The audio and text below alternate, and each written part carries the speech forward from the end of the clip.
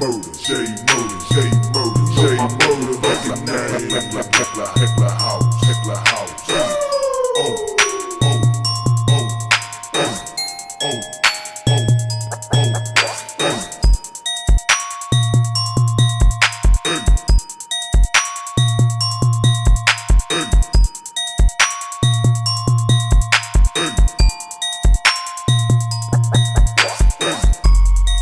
What's up, YouTube? It's your boy Thomas back again with another rendition of Truth Be Told. Now, only thing I saw big in the news was the simple fact that they can't find anyone who really wants to support Kamala. I mean, 1 out of 50 they've been able to find. So, you know, if Trump doesn't win, then they've definitely cheated. There's no doubt about it. Nobody wants her in there.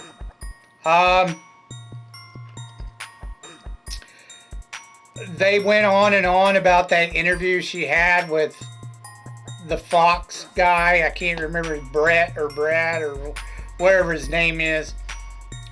He was asking her simple, basic questions, and all she could talk about was Trump the entire time, how much she dislikes him. That's it. Like, what the fuck? Yeah, he's trying to ask her about her policies, and she couldn't answer any of it. But I did see one thing that the left and the Democrats are melting down over, and that is, you know, Trump going and he went to McDonald's, you know, he served some fries and handed out some food through the drive-through window, and they just literally went ape shit over it. Like, what's he doing? He can't be doing that, guy. He can't be nice to the people. Blah, blah, blah, blah. It was just dumb. And then one chef, even one chef who, I guess he's known. I don't know. I never heard of him. I'm not into them cooking shows. The only chef there's 2 chefs, world-renowned chefs, I've ever heard of. One is Wolfgang Puck, and the other is Gordon Ramsay. Those are the only 2 chefs I have ever heard of. You know, and this is, you know, I'm just a normie, you know, I'm the normal, you know, average American. Those are the only 2 chefs I've ever heard of, like worldwide, like most people have ever know their names. Well, I think Martha Stewart was a cook too, a chef. I can't remember. I think she was too. I don't know much about. I really don't know much about her, but that she cooked. But other than that, that's it. Those are the only ones that are, you know, that famous that where normies, average people, would know who they are. But yeah, there's some guy who came out, he claims he's like this top chef. And he's like, you have no idea how hard it is to fucking cook fries. Like, get the fuck out of here. Anyone who's worked at McDonald's and has had to do fries, you know, it's the easiest fucking job. Get the fuck out of here. Anyways. Yeah, they're having a meltdown over him doing some shit at McDonald's. Like, what the fuck? They will do anything they can to fucking say Orange Man bad. Even though he's not doing anything bad, he's doing shit that's really good. It's so dumb. Just because, you know, women have been told that he's bad, they all want to say he's bad. It's just so dumb. Instead of actually doing their research. Anyways, moving on. I'm not going to I hate politics. God, I hate politics. But there's people just on the left, they're just so insane and blatantly ignorant. I just don't get it. Why they're so dumb. Anyways, moving on. So I want to talk to you about a show I just got done watching. And it took me a while to get through it. Even though there's only 3 seasons of this show. It's called Lost in Space. I'm not talking about that new junk crap that they woke BS they had on Netflix. I'm talking about the original series. The only reason why it took a while is because I'd say before the 2000s, a lot of your shows would do like 20 to 30 episodes. Nowadays, it's like 8 episodes and then they're done. Like, that's not a... What the fuck, man? That's not a series. But, yeah, most of your newer shows, they only do like 8 episodes and then they're done. Whereas, they used to always do like 20 some odd episodes per season. So, it's a little strange. I don't know who got lazy, the network or the actors or whatever. Somebody got lazy and decided to cut the shows down. Then you got these shows that do summer breaks. Like they'll do a half the season, like 4 or 5 episodes. Then they'll take a break and then come back and do another 5 episodes or so. It's like, really? What the fuck, man? So dumb. Anyways, enough talk about that. So, Lost in Space is about a crew.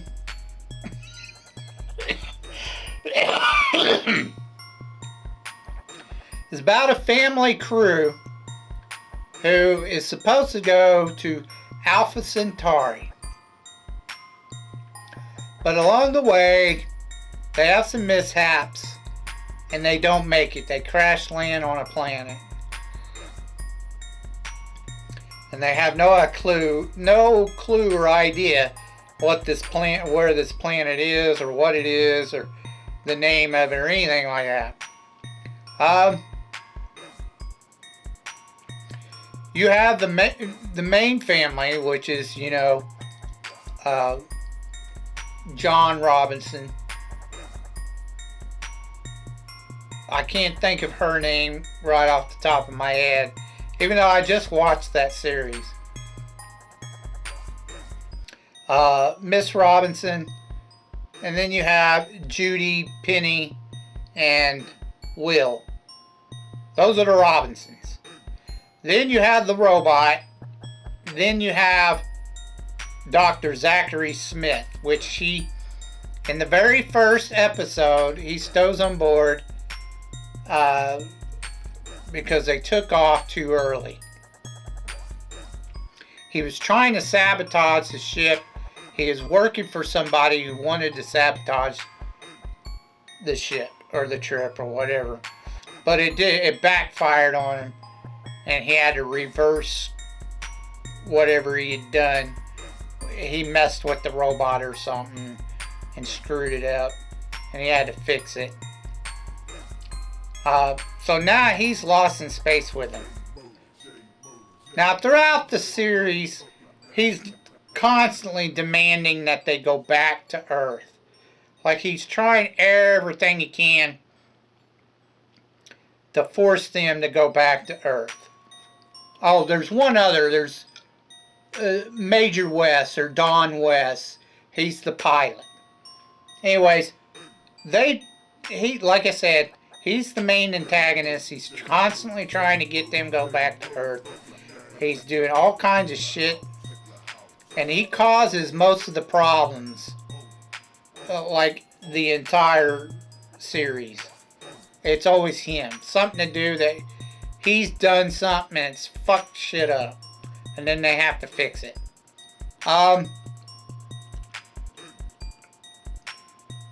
There's no ending to the series like the last episode was something called the Junk Man or some shit.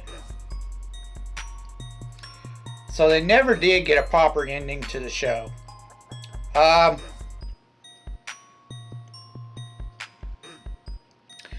robot and Will Robinson kind of become like best buddies. They are like really good friends. And then there's an episode, like a few episodes into the first season, where they run across these aliens that tell the robot they need to keep an eye on Dr. Smith or there will be problems. So he ends up, he kind of takes his duties a little half-assed seriously. Like, he keeps an eye on him, but at the same time, he's also like, he still takes orders from him. He's still kind of buddy-buddy with the doctor, you know, they're like best buds. Even though the doctor is constantly belittling him.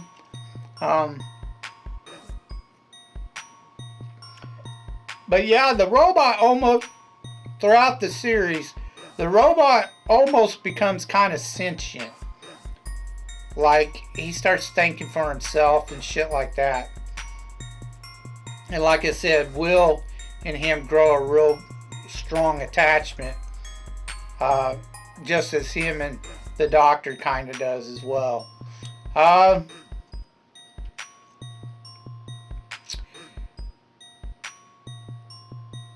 The others are, they make it to where Don is really hostile towards the doctor. He does not like him at all. For some odd reason, John puts up with him all the time. Or Mr. Robinson. He puts up with him all the time, even though he doesn't really have to. He gets fed up with him a few times in a few episodes where he nearly, like, you know, takes him out, but he doesn't. Doesn't ever do it. It goes against his ethics or some shit. His morals. Where Don is more than welcome to do it. You know, he just constantly has to stop Don from killing Dr. Smith. But anyways, it's kind of weird that they sent the family. Personally, I think it's strange. That why would you send a whole family? It makes no sense. Like the two girls, Penny and Judy, I don't know why they're there. They don't really do anything except for help the mother. And the mother basically is a housewife in space. You know, she's supposed to be a scientist. You know, there's a couple of times where she's talking scientific shit. She's smart and intelligent. But half the time she's just doing laundry and, you know, taking care of their greenhouse and shit, you know, making plants and making food and, you know, cooking dinner, and the girls are just there to help her pretty much. So there's no point in them three being there, honestly. Will Robinson, out of the entire you know, the kids, you know, he's actually repairing shit and building crap and, you know, fixing shit. You know what I'm saying. He's, you know, he's like a genius level, so he's constantly doing crap to help him. So yeah, it's kind of strange that they, especially, you know, supposedly, you know, this is, the show's done in 1960, so it's kind of weird. Now it has the Star Trek quality, but them running against Star Trek, they just didn't stand a chance. Star Trek was a way better show. The show was okay. Honestly, it was alright for its time. But it really wasn't that great because every single fucking episode, dude, I'm telling you, It's like I almost stopped watching it because they crash land on a planet in the first season, and they just meet alien after alien after alien. Every episode, it had something to do with some alien coming to the planet. Like the first few episodes actually was going to deal with some planet or some aliens that were on the planet, like a couple of giants and a couple other things. But then it just, aliens started visiting the planet every episode, and they had to deal with the aliens. And most of them, you know, I mean, it's the 60s. Most of them were humanoid, so it was just like, whatever. And then the second season, at the beginning of the season, they get the ship back in order, and they take off, but then they crash land again after a couple episodes. Now they're on another planet, and it's alien after alien comes and visits this planet. And they all seem to know about the, you know, Earth people. Like, every single alien knows about Earth people. And there are a couple of silly ones. You know, like, they had one episode where this guy was like an old-timey miner from, like, the 19 or 1800s or some shit like that. I was just like, get the fuck, whatever. Anyways, and in the third season, they actually are now traveling to different, they get the ship working again, and they're traveling to different planets, but it's the same shit. You know, they land on a planet, they deal with some aliens on that planet, and then they move on. Every episode. So the third season, they get a little bit better with the graphics, and the stories are a little bit better, but it's the same shit over and over. Now, I'm typically not into black and white shows, but the first season was all in black and white, and I liked their uniforms. But in the second season, they went to this brown and orange, yellow type uniforms, and I was like, what the fuck are those? Like, they all wore the same colors. Brown, orange, and yellow, except for Dr. Smith. He wore what the fuck ever, you know. And then the third season, they really went nuts with them fucking uniforms. Now it's rainbow type colors like purple, green, and yellow, orange too again. It's just weird. Their outfits made no sense, and why they kept changing them. But anyways, like I said, it's an okay show for what it was in its time. Check it out if you want, if you're a hardcore sci-fi fan. It was decent. It wasn't terrible. I like some older stuff, but yeah, it just took a while because they had a lot more episodes back then than they do now. So, just because there was a few things that were just monotonous or repetitious or whatever, I give it a thumbs up, thumbs down. It was a decent show, but it wasn't all that great. Check it out if you want. Alright, let's get on to your B-movie reviews.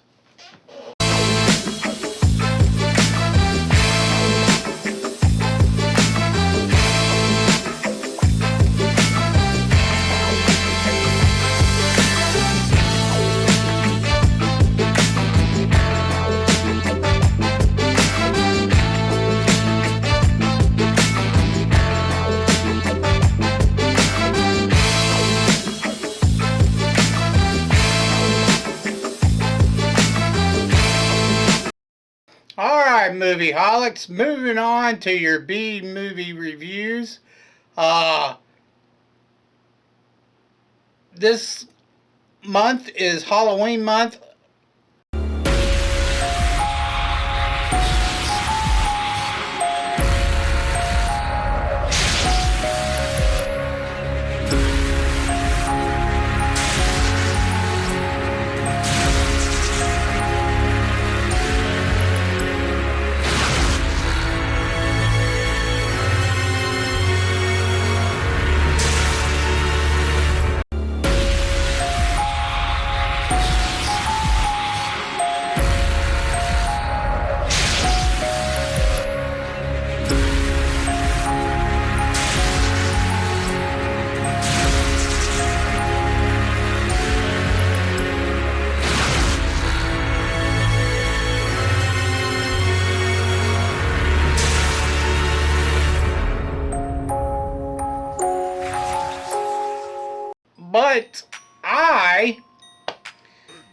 But my motherfucking dumbass fucking ran out of Leprechaun movies.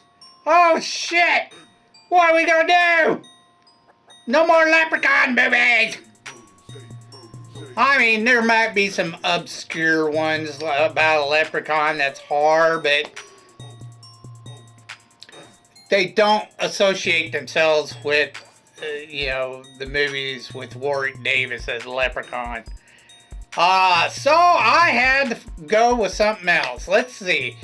Horror month is not over yet, so we're gonna do horror-based fairy folk theme.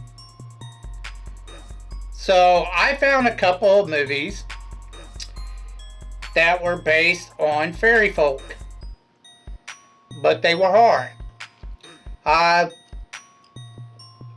The first one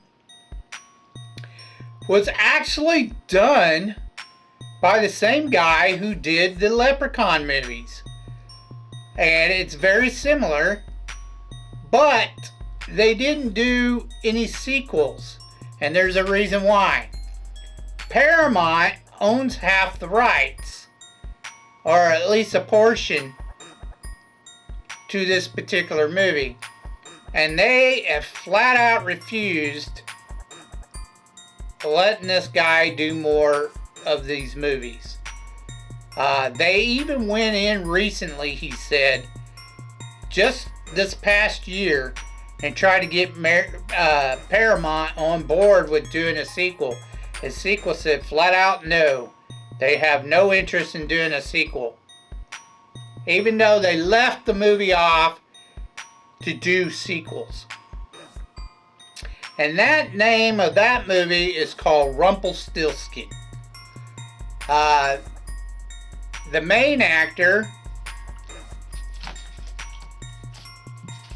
is Max Grodenchik. Now, if you don't know who that is, I really didn't recognize the name. However, they mentioned something about him being Rom from Star Trek Deep Space Nine. The Rom character, Quark's brother. I was like, oh, that's who that is. That's why I recognized some of when he was talking in the movie as Rumpelstiltskin. I was all like, I know that dude. I just don't know where from. Because he had the makeup on. I didn't recognize him. But yeah, that's who that is. It also starred Kim Ulrich, which is the leading lady. Now, it was done in 1995. And it only did like 400,000 at the box office because they threw it out in a few theaters, not worldwide, but they threw it out in a few theaters and then they yanked it really quick without giving an explanation, and it just went straight to video. The story is, similar to the fairy tale, Basically, Rumpelstiltskin, though in this one, he wants the baby so he can collect its soul. For some reason, if he gets the baby's soul, it does something to him. Like, he doesn't tell you what happens to him, except for that it makes him better. Like more evil, more powerful or something. It transforms him into something else. Like a demon or some shit. Like right now he's just an imp, I guess. But if he collects a soul, it turns him into like a full-fledged demon or some shit. He's never been able to do it. He keeps trying, but he can't quite get there. At the beginning, you see this witch who puts a spell on him, a curse. That unless, I don't know, something about a grieving widow's tear or something falls on him is the only way that will release him from the curse or spell or whatever that the witch puts on him. So for like 1,000 years or so, or I don't know, hundreds of years, he's in this stone. It transforms him into this stone, like a little statuette. Kim's character just lost her husband to a shootout. He was a cop. So her girlfriend tells her that she remembers something about making a wish, or some shit. It's like a magical stone or blah blah blah. They get it from this old witch's shop is where they get it. And then she's telling about some wish. She makes a wish. It's a magical stone, and it'll grant her a wish. So that's what she does. She makes a wish that, her husband could come back. And she's crying about it because she's thinking about him. And of course, the teardrop falls on the fucking stone. And Rumpelstiltskin comes back as her husband. And then for one night.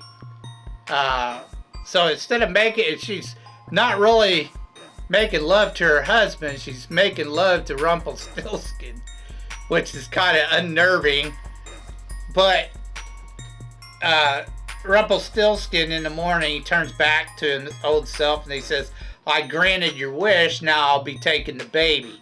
Because they had a baby, or she was pregnant when her husband died. So now she has a baby. And starts fighting him and says, no, you're not taking my baby. He says, I granted your wish. That's the deal. The wish for the baby. And she's like, I never said anything about that. He says, it doesn't matter. You wanted the wish. You got the wish. Now I get the baby. That's the deal. So throughout the movie, he's trying to chase her down to get this baby.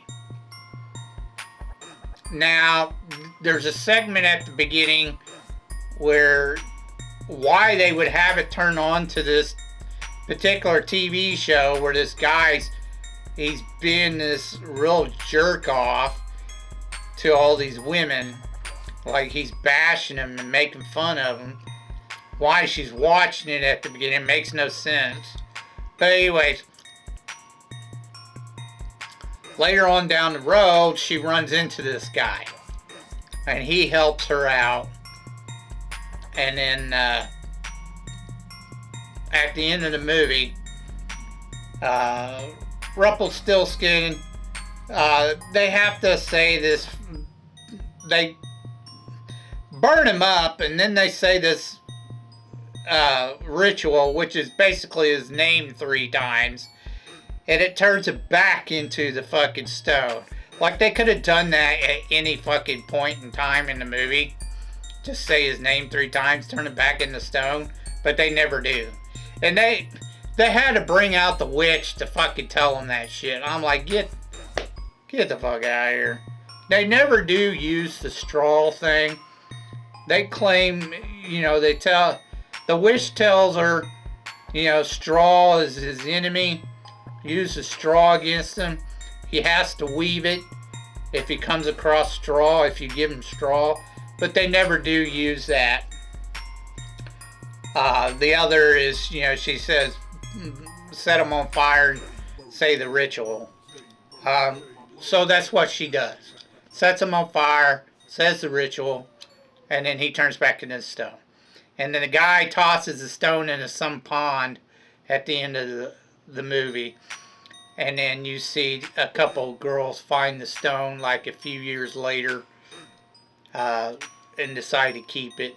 And that's the end of the movie. So it left it off, like I said, leaves it off for a sequel. It was kind of a cheesy comedy horror. It was pretty much like Leprechaun. It was okay for what it was. I didn't think it was bad. They didn't use a little person in this. Rom is, normal size. He's not a little person. So, or the guy, or Max, the actor, he's not a wee folk. It was okay for what it was. I like some of the Leprechaun movies. This one was alright. It wasn't horrible. It was at least a one-time watch for kicks. I give it a thumbs up, thumbs down. It was decent. Wasn't terrible, wasn't great. Let's move on to your next one. Now, the next one I watched kind of came off like, I think it was a TV movie, but it went straight to video instead. And it was called Inhabited. It was done 2003. The only reason I went ahead and watched this, because it starred one of my favorite British actors, and that's Malcolm McDowell. And then you had a couple other decent actors in it. The main lead for the woman was Megan Gallagher. Now, she's actually, I've seen her around. I've seen some of her stuff. She's not a bad actress. She's decent. So I was all like, okay, well, you got a couple of decent actors in this. So I watched it. Basically, it's about goblins. Little tiny goblins. Like the borrowers, they're really small. They're only about 3 inches tall or some shit. And there's several of them. But they call them something else. They're called something else from Norway. They claim they're from Norway and they're called something else.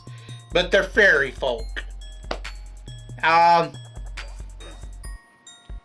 Regardless of what you think about fairies and shit, the nice crap you see in a lot of movies like Tinkerbell and shit, them type of fairies, they never really existed. If you look at the original stories like the Grimm Brothers and shit like that, fairy folk, the Irish folk tales, the fairy folk are actually evil and wicked most of the time. There's hardly any stories of them being nice. Goblins and leprechauns, and I'm not sure if there's a couple others, but they're elves that have been corrupted. That, like, they originally were elves, but then they got corrupted and became evil. Same thing with brownies and sprites and pixies. All them creatures are actually mischievous and sometimes really evil. The original story. So that's how your fairy folk really are supposed to be. Not nice little Tinkerbells. Anyways, moving on with the movie. The story is Malcolm McDowell is a doctor who has a patient that was a girl who used to live in the house back in the 50s or 60s. This new family moves into the house. Megan McGiller and her family. They move in the house. She has a teen boy and a young little girl. Well, apparently the young little girl finds this little tiny house out in the backyard that she could walk in, but adults can't. It's like a child house, playhouse. She starts talking to the fairy folk. They don't believe her. The parents don't believe her. They eventually, though, shit starts happening to where people are starting to get hurt and shit. And they start wondering what the hell's going on with their daughter. So they take her to go see Malcolm McDowell's character, this doctor, psychiatrist or whatever. Come to find out, he's got a similar patient, and they eventually, the mother eventually finds out it's that she used to be a little girl that lived in the house before. They blamed, there was a fire, it killed the parents, and they blamed her and her brother that they set the fire. Now her brother, they don't tell you who the brother is, but you eventually find out it's the handyman who keeps coming around and fixing the house for the new family. He eventually, the fairy folk eventually kill him. And then that's when shit goes crazy. The fairy folk just start attacking them, the family, trying to kill them. They eventually get out, and then they blow the place up. I mean, boom, you know, just... So they think they've gotten rid of them, but they're not for sure. What didn't make a lot of sense to me,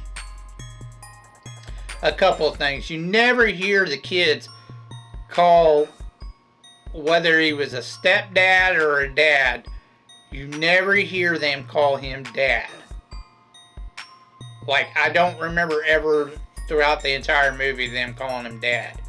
I think he was a stepdad because she basically was the boss. Like Michelle's character. Like, yes, there's scenes where he's all like, I think we need to consult the doctor, blah, blah, blah. And she breaks down, finally concedes to let the doctor talk to the little girl. But for the most part, she's all like, we got to move out of this house. We got to do this. We got to do that. You know, don't worry about, I'll take care of the kids, blah, blah. I'll tell them what to do, yada, yada, yada. And he would just constantly, you know, okay, whatever you want to do, blah, blah, blah, blah.